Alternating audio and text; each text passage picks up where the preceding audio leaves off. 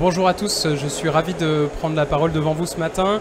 C'est la première fois que Réseau CHU est à la fois observateur et partie prenante sur ce salon ici à Santexpo. Alors pourquoi cette conférence de presse? Depuis plus de 2 ans, en réalité depuis le début de la crise du Covid, les CHU français et leurs professionnels se sont retrouvés au centre de l'attention de tout un pays, de leurs concitoyens. Ils ont fait l'objet de leurs applaudissements, parfois aussi de leurs inquiétudes et de leurs critiques. L'hôpital public et la santé sont redevenus un thème majeur de l'actualité, pour ne pas dire le thème numéro 1 dans ce contexte de pandémie mondiale. J'ai envie de vous dire que d'une certaine manière, il l'avait toujours été.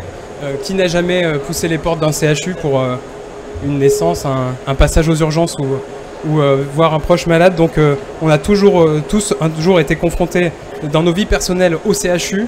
Et dans ce contexte récent, il a semblé intéressant et peut-être même utile de proposer une source d'information qui puisse expliquer au plus grand nombre le rôle et la place de ces CHU français, ces centres hospitalo-universitaires dans le paysage de la santé française. Et avant d'en revenir à Réseau CHU, je vais laisser la parole à Yann Bubien, qui est un peu à l'initiative du rachat de Réseau CHU par la conf des directeurs généraux de CHU.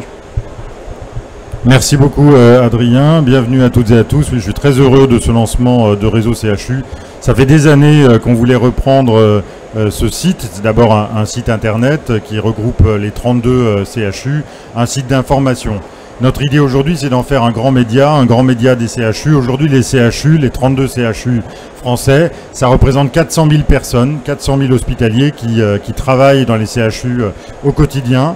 Et l'idée, c'est d'avoir un média indépendant avec des journalistes, un média qui montre l'actualité quotidienne de l'ensemble des CHU. Et l'actualité, elle est très importante, elle est très riche, vous le savez.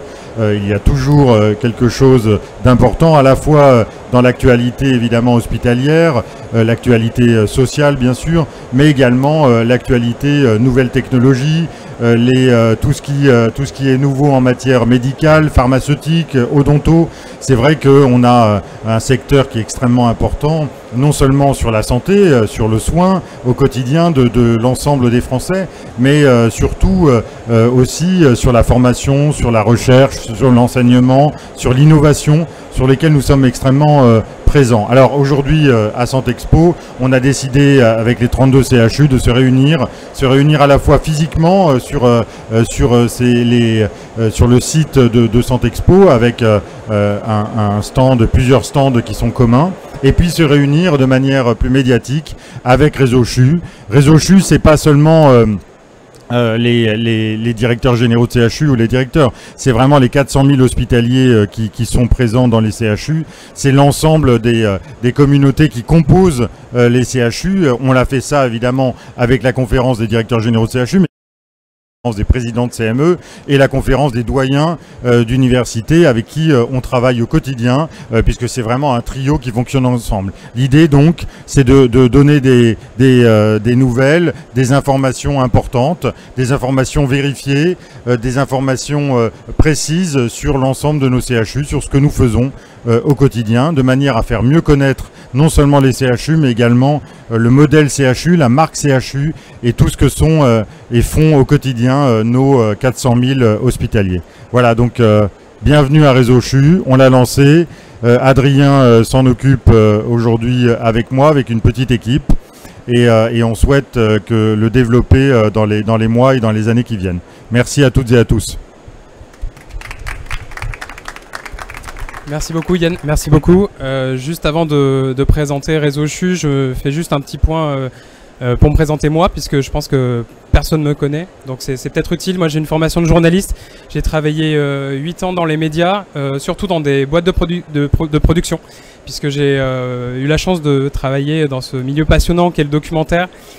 Donc voilà, j'ai notamment Kappa, notamment des grosses boîtes de prod, et j'ai eu l'opportunité effectivement l'année dernière de reprendre la rédaction en chef de Réseau CHU.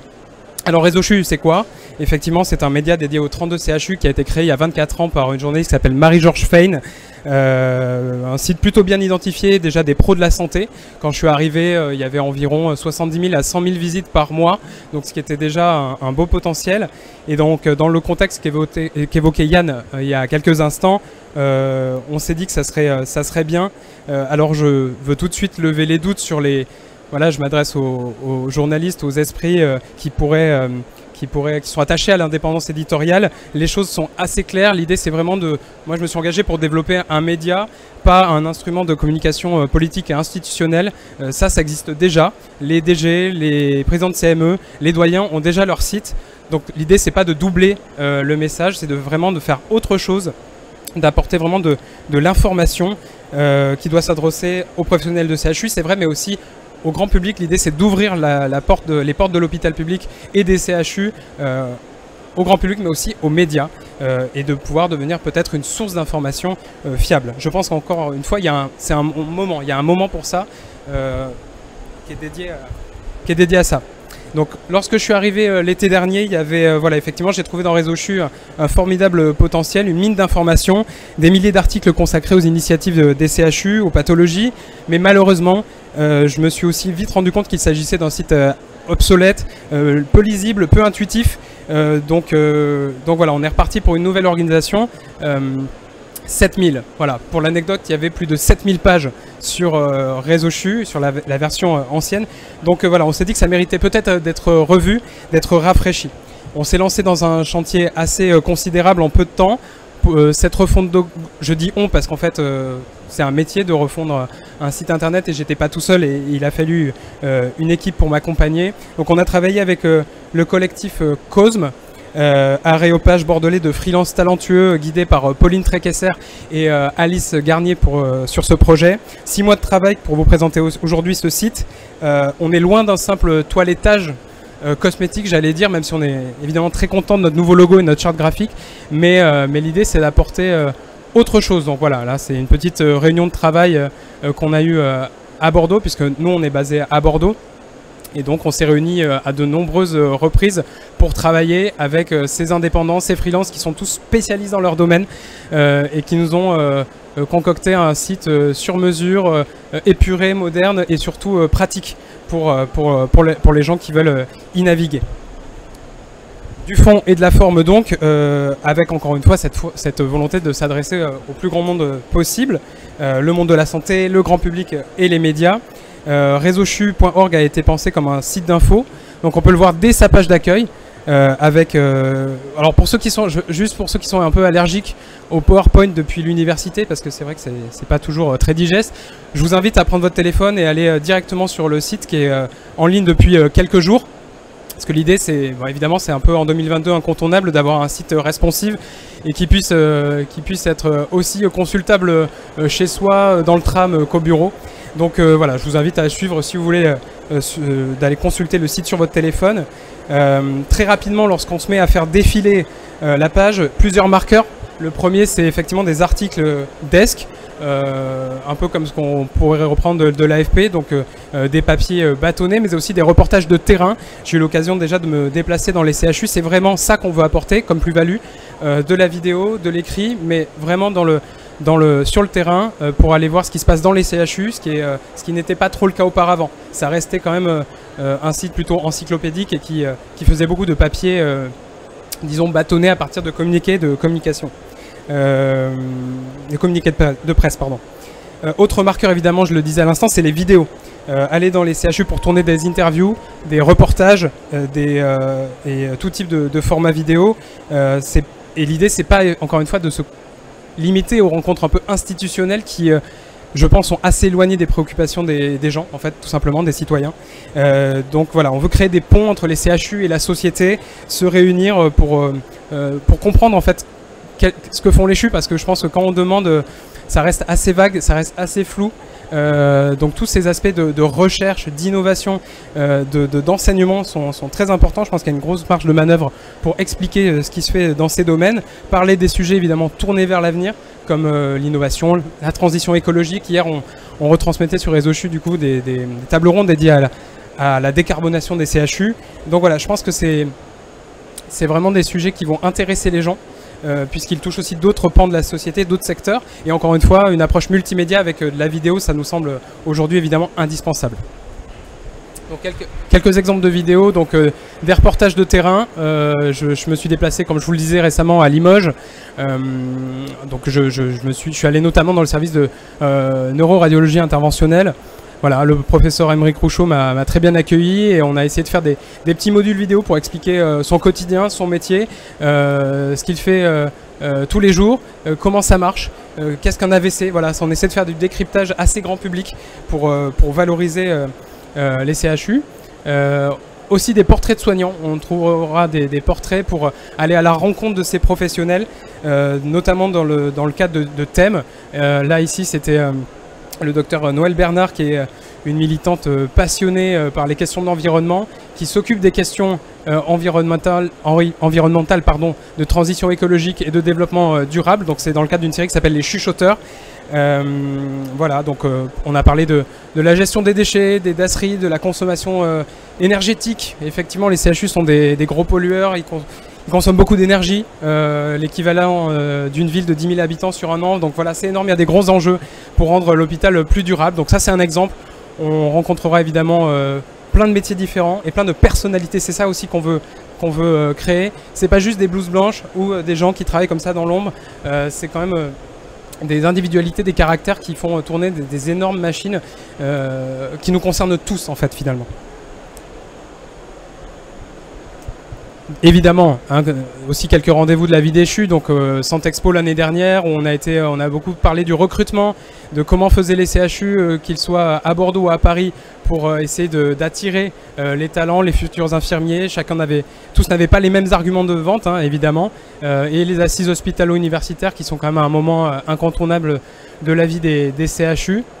Un moment de réflexion important. Le thème l'année dernière, c'était l'incertitude. Donc voilà, il y a des choses quand même qui sont un petit peu en dehors, hors les murs, mais qui nous semblent un peu complémentaires de l'offre qu'on veut apporter.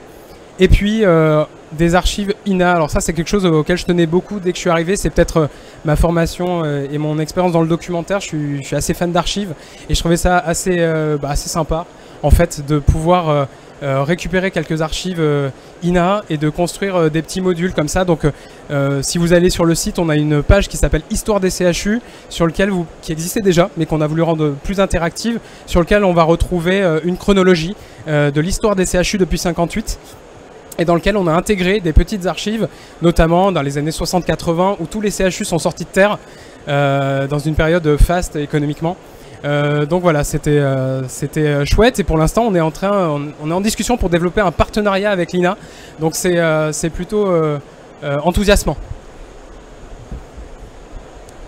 Alors on a essayé, je vous présente un peu ce qu'on essaie de faire de nouveau, mais Réseau CHU 2022 c'est aussi une forme de rupture dans la continuité. Il y avait des choses qui étaient très bien sur l'ancienne version, notamment qui étaient encore une fois très, très encyclopédiques, qui étaient les dossiers santé. Des dossiers qui expliquaient les pathologies. Donc ça, on a voulu le conserver et on est en train de développer plusieurs dossiers sur des maladies pour essayer de faire en sorte que les usagers, les citoyens connaissent un petit peu mieux toutes ces maladies. Donc en ce moment, on est en train de travailler par exemple sur l'endométriose, qui était une maladie qui n'était pas répertoriée sur le site, puisqu'on en parle de manière plus récemment. Même chose pour la maladie de Lyme. Voilà, ce genre de choses, on essaie de développer vraiment des dossiers. Autre élément qu'on a souhaité conserver, c'est vraiment cette idée d'être non pas un porte-parole, mais un relais des CHU. Il y a la possibilité, grâce à cette carte un peu interactive, dès lors qu'on clique sur une ville, de pouvoir retrouver des informations importantes des CHU.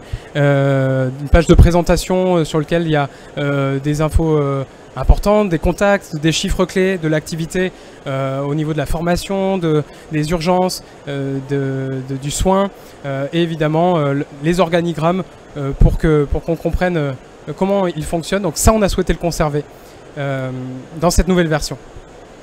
Évidemment, vous l'avez peut-être remarqué, Twitter étant on a essayé d'investir beaucoup les réseaux sociaux, mais Twitter c'est un peu notre interface la plus investie, qui se destine vraiment à servir de fil d'information aux médias, à tous, mais aussi aux médias, où on postera évidemment des alertes, des dépêches régulièrement, des relais aussi pour nos reportages. Sur YouTube, on a hébergé toutes les vidéos que vous retrouvez sur le site internet. Le petit dernier, c'est le LinkedIn qu'on a lancé il y a un peu plus d'un mois. Donc n'hésitez pas à nous suivre. Suivez-nous, likez-nous et partagez pour faire connaître Réseau CHU. On essaie d'apporter des formats non pas innovants, mais qu'on peut retrouver dans d'autres médias télé, comme des plateaux, comme des directs, voilà, pour essayer d'obtenir une forme de crédibilité aussi au-delà de cet aspect information santé. Voilà, donc il reste beaucoup d'idées. Beaucoup de projets, beaucoup de marge de manœuvre. J'espère qu'on se renforcera en termes d'effectifs dans les mois et les années qui viennent. Voilà, plein d'idées, mais le temps file. On va passer dans quelques minutes. Je vous invite à rester avec nous pour le débat sur l'information et la désinformation en santé qui s'annonce passionnant avec un super plateau d'invités. Voilà, je vous donne rendez-vous tout de suite.